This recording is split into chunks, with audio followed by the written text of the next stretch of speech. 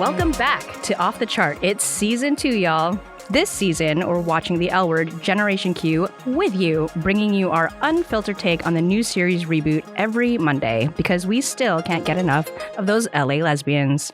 I'm Michelle Turingen, managing producer of video at Xtra, and if I was 16 years old again, I would definitely skip school to listen to hip-hop music and vape with Angie Porter-Kennard. You would.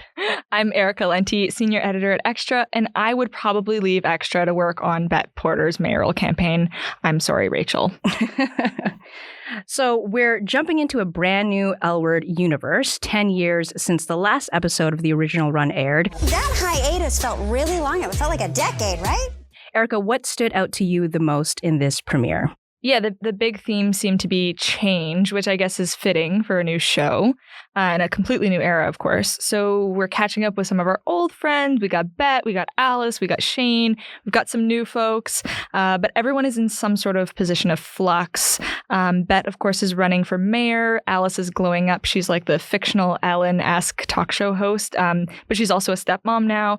Shane is rich and also married. Question mark. Our newbies, Dani and Sophie, are getting married, but Dani's also rethinking her career with her dad's company and so on and so forth.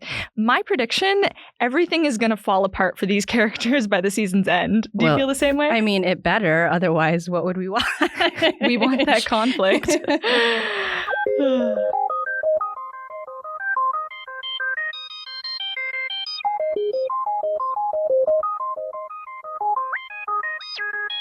Okay, let's recap. We have so many more characters to get through this time around. Of course, we have our OG characters, but we have a few newbies. So, Erica, why don't you start us off? Sure. So we'll start with Dani Nunez, played by Arienne Mandi, and Sophie Suarez, played by Rosanny Zayas.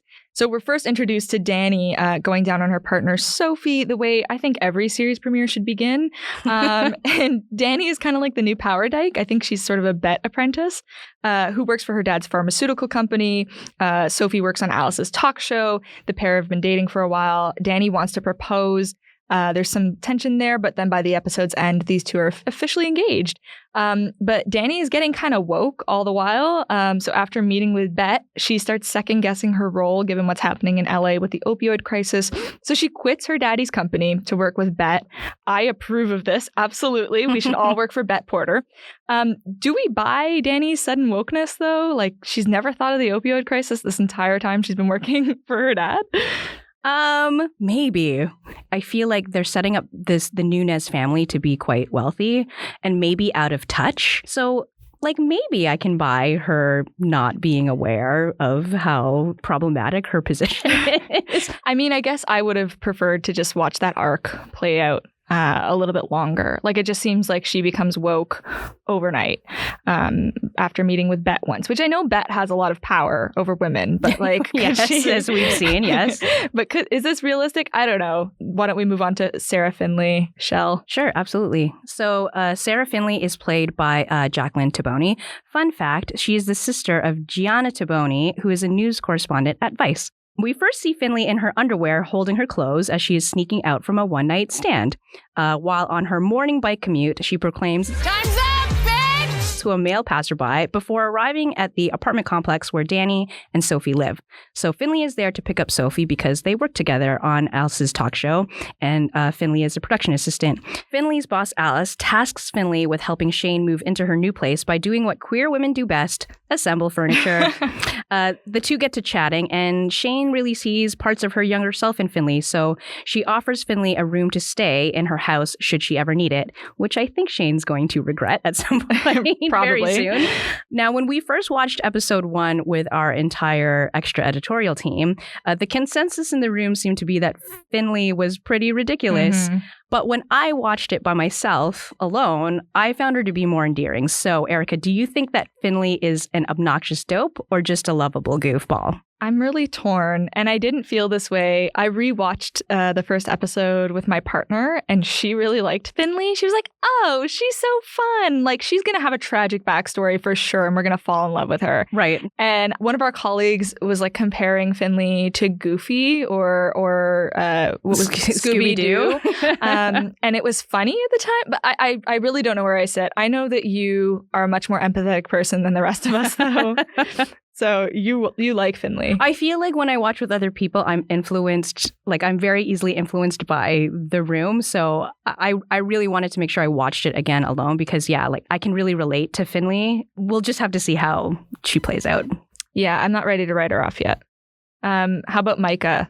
So Micah Lee, played by Sheng, is a trans man. He lives in the same apartment complex as Dani and Sophie, and he has a crush on the new property manager of their building, Jose Garcia, played by Freddy Miyares. Micah offers to help Jose move some furniture. There seems to be a lot of furniture happening here.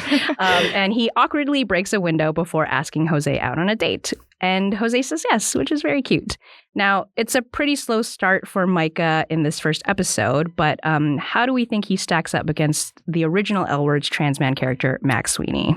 I think he's already doing better, yes. Considering he is not just deeply depressed and, stuck around a bunch of people who don't reflect his identity and who he is. Yes. We've said this a million times in the previous season of Off the Chart, but, we can't expect Micah to carry all the weight of the trans community Absolutely. On his own, but I think that it's a good start so far in what we've seen. For sure. It's refreshing. Yes. I also like that Micah has already transitioned. With Max, it was like we were watching him go through the beginning of that journey, where here, Micah has already transitioned. He's been a trans man for several years. So we're seeing his story at a much later part of his transition, which is really nice. Yeah, that's a good point. So what's going on with our lovable OGs? Bette Porter, played obviously by Jennifer Beals, who requires no introduction. Our favorite kick-ass lesbian, she's back. She's ready to run LA. But as per usual, she's got a few lady skeletons in her closet. During a mayoral press conference, Bette's called out for having a fling with a former employee and a married woman by her husband. Yikes. Whoa. Not great. So she appears on Alice's talk show to try to make it better. But Angelica, who's played by Jordan Hull, is rightfully mortified. It's the first time we kind of get to see Bette grappling with her career and a teenage daughter. I think this is kind of one of the best versions of Bette we've seen. But aside from Bette, is Angelica the best OG character? And do you think she's queer? Yes, she is. And yes, I think so. Yeah, I think so too. The rainbow Converse thing was was like a little hint. Like the camera just stood on those shoes a little too long. So I think that they are hinting that Angelica is definitely a queer character. I love Angelica. Talk to me about Alice. So Alice Pieszecki, played by Leisha Hailey, is now dating a psychotherapist and mother of two, Nat Bailey, played by Stephanie Allynne. And we really get to see how Alice navigates a mature domestic partnership and everything that goes with that, whether it's making breakfast for the kids or dealing with her partner's ex-wife, Gigi. Alice is also now a TV talk show host, which makes a lot of sense. Her network executives would prefer her to do segments that are like lighthearted and fun and superficial, but Alice wants to produce a show with more substance. So when her old pal Bette Porter gets caught up in a sex scandal during a press conference, Alice offers Bette the opportunity to appear on her show to directly address the issue. Now, is Alice as selfish and awful as we remember her being near the end of the original series, or has her maturity and time redeemed her character? I think TBD. Wow. Yeah. I mean, Alice, she clearly doesn't really like children that much. I think she's just sort of going along with it. But I don't think that we can write her off as selfish for not loving the kids.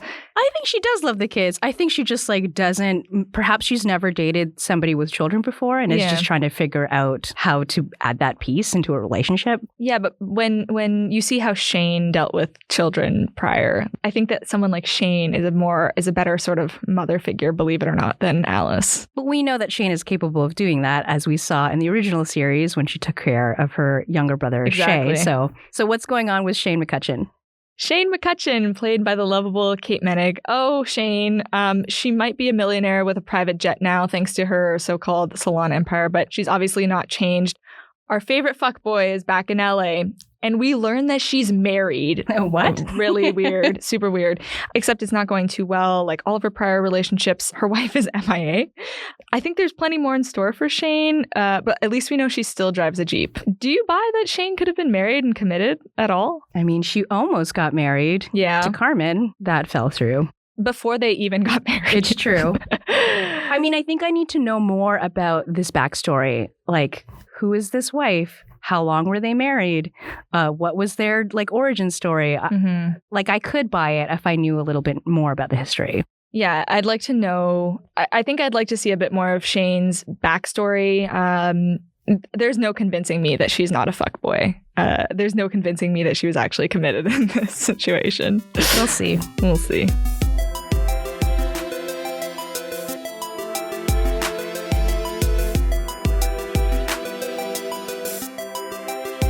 So since the Generation Q reboot is new, and our second season of Off the Chart is new, we thought it was also time to do a new quickie round. So it's time for the Superlatives round. Woo! Each week, we'll crown our favorite moments from the episode. It's like reading through your high school yearbook all over again, but maybe just a little queerer. Okay, I'd like to crown the most annoying cliffhanger this week, which... spoiler, I know that we don't get an answer to anytime soon. What is this personal reason that Bette is running for mayor? Alice knows. Bette's campaign manager knows. We don't know. No, we don't know yet. I will rage because I feel like they're setting up this personal reason for her running is that Kit has relapsed and died. I mean, that makes the most sense. Yeah. I mean, I noticed on rewatch that at the end of her like monologue, she was like, "I'm a sister," and she sort of lingered on it. And I was like, shit, Kit is dead. There will never be justice for Kit. We talked about this in the season finale of the first season of Off the Chart, how Kit kind of gets some justice when she ends up with Sunset Boulevard. I just wanted her to ride off in the sunset with Sunset. Exactly. But maybe that hasn't happened. I will be so mad. I mean, we don't know yet. So we might be getting all up in arms for no reason. We know that Pam Grier is not on the cast list, though. She's not. Does that mean she's dead? I don't know. We'll find out. We will find out. Honorable mention for best guest appearance will go to Fortune Feimster, who is Alice's kind of like hype man sidekick on her TV show. I love Fortune Feimster. She's so funny. I don't know if you've seen any of her stand-up, but I love that they snuck her into the show. I say best callback to the original series goes to Alice when she says to Shane over brunch, I can't believe you still want to fuck my mom. "Oh, Lenore." I hope Lenore like makes an actual appearance. I would love. You know what? I'm totally okay with Shane getting over her wife by sleeping with Lenore. I'm here for that storyline.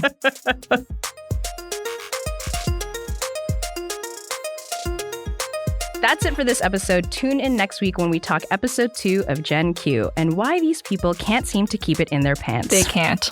I'm Michelle Turingen. And I'm Erica Lenti. Off the Chart Generation Q is produced by Michelle Turingen. Our executive producer is Rachel Giza. And our music is by Kid Coolit. If you like what you're hearing, please review us on iTunes or wherever you get your podcasts. And feel free to get in touch with us on Twitter at Xtra Magazine. Until next time. I can't believe you still want to fuck my mom.